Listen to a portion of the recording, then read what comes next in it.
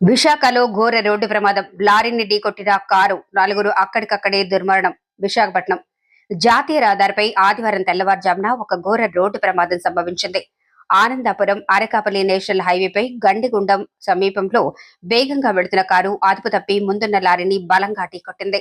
ఈ భీకర ప్రమాదంలో కారులో ప్రయాణిస్తున్న నలుగురు అక్కడికక్కడే ప్రాణాలు కోల్పోయారు.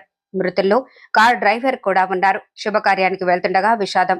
ఆంధ్రప్రదేశ్లోని పల్నాడు జిల్లా వినుకొండ నుంచి శ్రీకాకుళం జిల్లా టెక్కలిలో జరగబోయే ఒక శుభకార్యానికి హాజరయ్యేందుకు వీరంతా కారులో బయలుదేరారు. ప్రమాద సమయంలో కారులో మొత్తం 5గురు ప్రయాణిస్తున్నారు. ప్రమాదం దాటికి కారు పూర్తిగా నుజ్జునుజ్జైంది. ఎమ్మెల్యే పిఏ పరిస్థితి విషమం. కుమారుడు మృతి. పల్నాడు జిల్లా నర్సరావుపేట ఎమ్మెల్యే పిఏ చంద్రశేఖర్ ఈ ప్రమాదంలో తీవ్రంగా గాయపడ్డారు.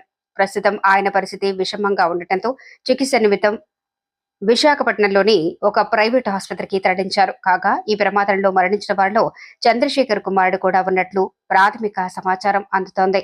ఈ వార్త తెలియటంతో వారి స్వగ్రామంలో తీవ్ర విషాద ఛాయలు అలుముకున్నాయి. రంగంలోకి దిగిన పోలీసులు ప్రమాదంపై సమాచారం అందుకున్న వెంటనే పోలీసులు ఘటనా స్థలానికి చేరుకుని సహాయక చర్యలు చేపట్టారు. కారులో ఇరుక్కుపోయిన మృతదేహాలను ఎంతో శ్రమించి బయటకు తీసి పోస్టుమార్టం నిమిత్తం ప్రభుత్వ ఆసుపత్రికి తరలించారు.